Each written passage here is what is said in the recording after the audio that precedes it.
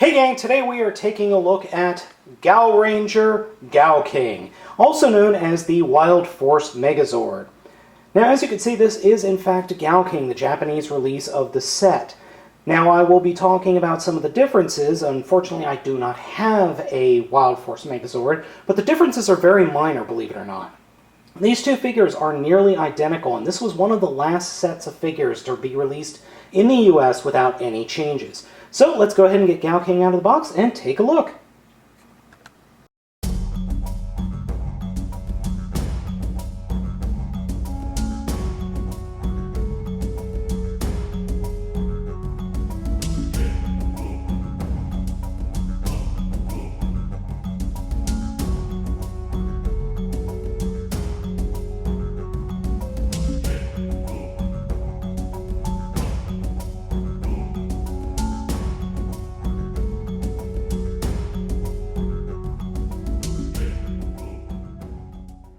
We're already well familiar with the way that these guys combine. I mean, heck, the entire run of Gaoranger and Wildforce shows that.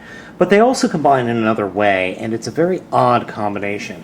To start off with, we're just going to take all of the animals, except for the bison, and move them off to the side. Then we'll take the bison, we'll actually take his feet, and kind of do a partial transformation. So we'll fold up his legs, and then reach behind and fold up the backside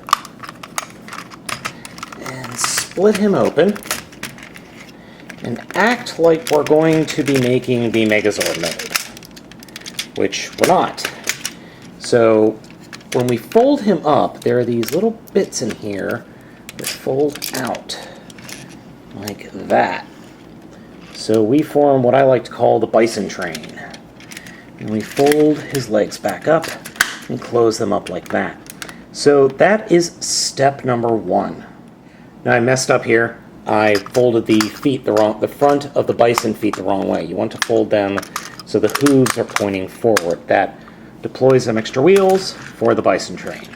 Next, we will make sure that these back panels are flipped up, and then we will take this piece that comes with GaoKing, and there are some pegs on the bottom, and there are peg holes here on the top.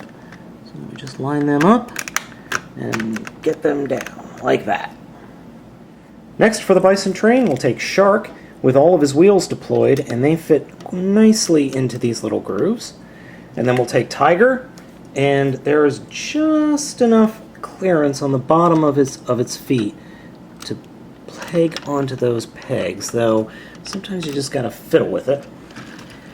Next, we will reach back here and take Eagle, and we have to do a little bit to Eagle here. First, fold up the tail, and put the feet flat, and take its wings and fold them around and down, and he will fit, or he should fit right there, but it doesn't look like he's going. So let's just fiddle with him a little bit. Good enough. And then finally, we take a lion and just put him up front. And here we have the Gao train. There's got to be some funkadelic theme music going on here. So to start the merging sequence, we're going to begin with Mr. Moo Cow here. We'll start off by folding his rear legs forward and his front legs back. Come behind and open up the back again. Like that. Lift the head up, and then when you do that, rotate it around 180 degrees and fold it completely back, and then snap it into place. And then close the shells, like that. Next, we're going to take the lion and take his rear legs and fold them all the way up and around while folding out these pegs, like that. Fold out the pegs, fold the rear leg up and around and tuck up into place, and then take the front legs and just fold them up into the body, and there we go. And then we can take that and drop it onto the bowl. For the bowl, there are 2 peg holes up there, 2 pegs underneath the lion. Just drop him right into place, and leave the bullhead down for now. You'll see why in a second. Next up is the shark.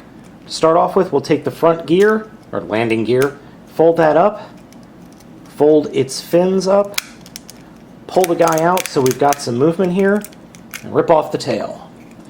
And then take it so that the peg is facing in, and the waves here are facing towards you, and then turn the shark so that you can have the dorsal fin pointing out.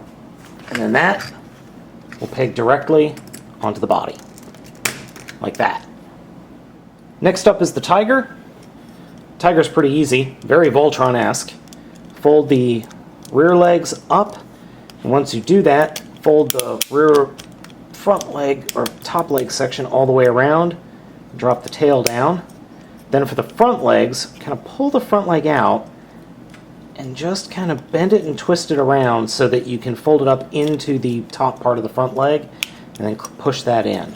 So we'll do that again over here. Fold the paw up, fold the leg up, push it in. Very Voltron-esque. And like I said earlier, fold the rear top part of the legs forward so that you've got the symbol for land pointing forward. And then you can kind of smish them together a little bit. Doesn't always work, even on my figure. And then you can take the head and turn it. And then the connector port will plug into the connector up here. Like that. To attach Eagle, you drop it directly down into Lion's mane, and that will actually push the lion head down and out of the way and push the mane in. So when you do that, you should get enough clearance. You should have a nice click there. Then you can take the wings and fold them into underneath the lion's mane. Now this is why I said leave Bison's head down, because you need the clearance to actually get the wings behind the bison's head, and then you can lift the bison's head up underneath the lion's mouth. Or not. The truth of the matter is you're going to have Bison's head kind of pointing down, so what I like to do is either leave it pointing all the way down or just pull it forward enough so that you can get the horns kind of pointing up along the side of the lion's face, like that. Finally, for the face reveal, twist the crown around and it will display GaoKing's face. As a Super Sentai mecha, GaoKing is a very unique figure. He's made primarily in plastic and some die-cast parts, and is a lot of fun, but the uniqueness comes from the fact that he's made of animals that really should not go together. Also, they're more animal than mecha in this case. Now, the fact that he has no real hands is a very, very odd gesture for a Super Sentai character. He really just has what I like to consider Beast Wars no real hands syndrome. But they work, kind of.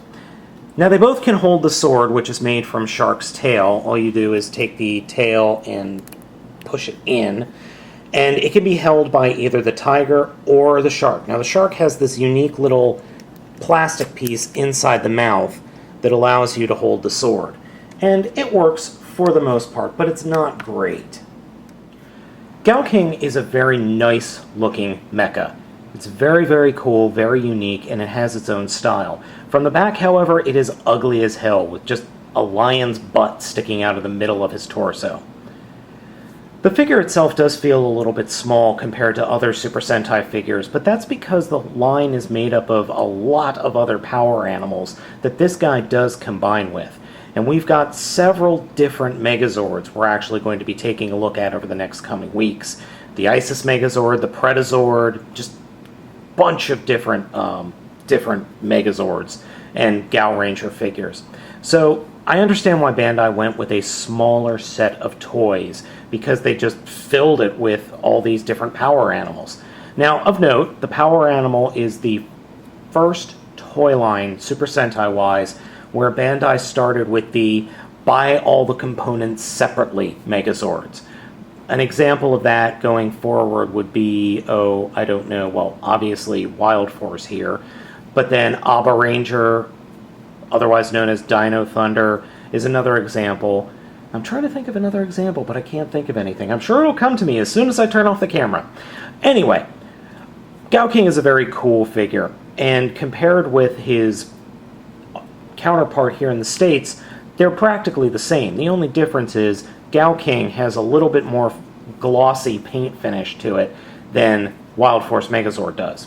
But overall, this is an excellent mold, and if you get a bunch of the other power animals, this figure has a lot of play value to it.